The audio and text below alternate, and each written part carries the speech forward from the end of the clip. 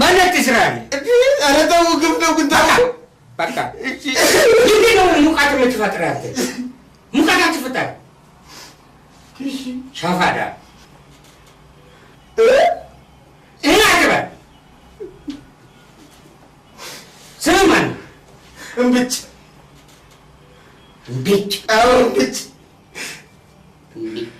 አቤት አባትሲ አትባል ልምጭ አትሲ ሙጭጭ ሙሂ አዎ ተው ግን እግዚአብሔርን ፍሩ እውነቴን ነው እንዴ ተው እግዚአብሔርን ፍሩ እንዴ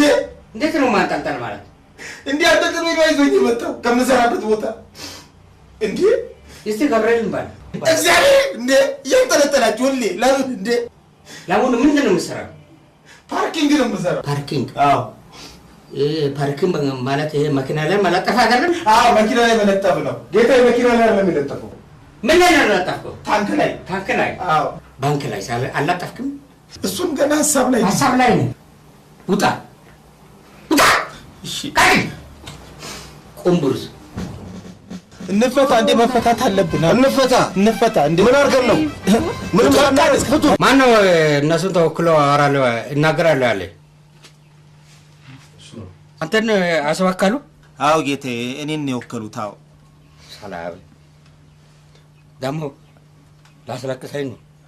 እሺ ቀጥል ያው ልጆቹም አጥፈተናልሽ ስላጠፋን ይቅርታ ይደረግልን ወደ ቤት እንግባ ብለዋል እኔም በሆን ደግሞ የዘመኑ መኪና መስሎኝ ነው ሐመር መስሎኝ ነው የለጠፍኩበት ታንኩ ላይ እና ታንክና ሐመር አለመለየቴ ይቅርታ ይደረግልኝ በቃ አይ እቺን ግጥም አዋተን ጽፈን አንብብላቸው ብለውኛል አድምጡ ለሳጅን ዶክሌ የህይወት መንገዱ ጣሙን ሳናውቀው እንደወጣን ቀረን ምን ነው ሳናስበው ይዛን ቀን የወደቀው መብረቅ ያየ የሰማውን ህሊና የሚያደቅ እኛስ ብለን ነበር ገባን ወደ ቤት ተንጠልጥለን መጣን እነሳጅን ቤት ዶክሌ አይተህ ግራና ቀኙን እባክህ ፍታና መንገድ አሳየን ይጠብቁናል ከውጭ እስከ ቤት እንወርቃለን ስንገባ ቤት የኛማ ዶክሌ ለሰው አዛኝ ነው ይፈታናል ዛሬም አለ ከጎናችን ያ ትልቁ ጣቴ አውራዬን ሳጅን ዶክሌ ማንጎራጎራዬን ጠዋት በሰዓቱ እንደምን አደራችሁ እኔ እርሶ እኮ ነው ሳጅን ማታ በር ከፍቶ እንዴት አመሻችሁ እኔ እርሶ ሳጅን ነው አጥፍተን ብንመጣም ሂዶ ደየቤታችሁ እላሉ እኮ ዶክሌ ይላሉ እርሶ ሰው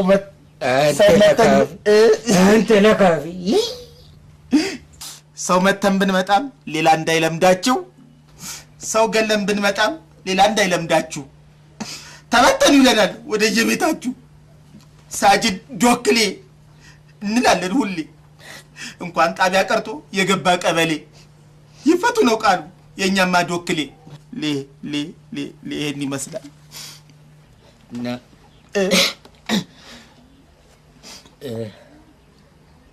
ግራና ቀኝ ሁሉንም አይተናል ሁሉንም ገምተናል ስለዚህ ወደፊት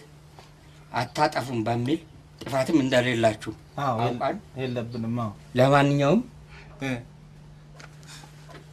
ናጻ እንድትወጡ ሳይሆን አንድ አመት አትበል እንድትታሰሩ ወስነናል አትበል